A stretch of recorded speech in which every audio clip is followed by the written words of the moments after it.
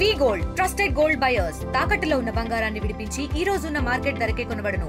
మరిన్ని వివరాలకు సంప్రదించండి 7710772020.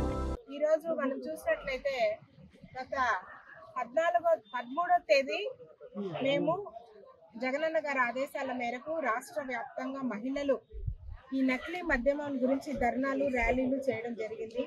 అదేలాగా నేను కూడా గంగాధర్ నెల్లూరు నియోజకవర్గ ఇన్ఛార్జ్గా నా యొక్క డ్యూటీ ప్రకారము నేను కూడా గంగాధర్ నెల్లూరులో ఈ ధర్నాని చేశాము.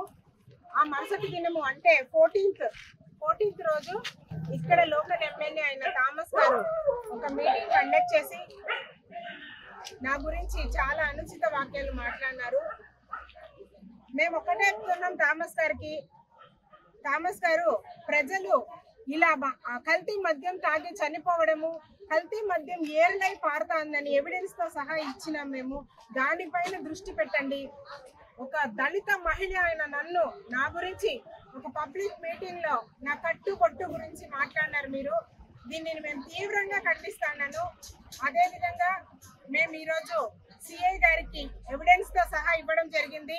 మా తరపున న్యాయం చేయాలని మేము కోరడం జరిగింది. సిఐ గారు ఇక్కడ లేదు, సార్ బయట వెళ్ళినారంట.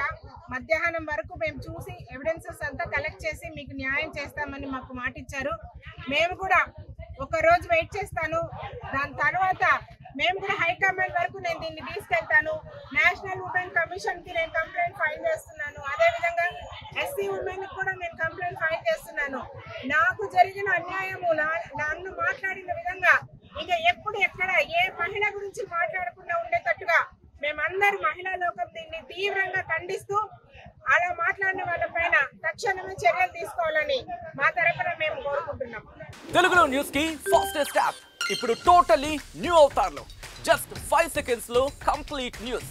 సోషల్ మీడియాలో ట్రెండ్స్ కి one stop solution. Live TV app voice search option తో ఇప్పుడే డౌన్లోడ్ చేయండి లేదా అప్డేట్ అయిపోండి. యాప్ లింక్ డిస్క్రిప్షన్ లో ఉంది.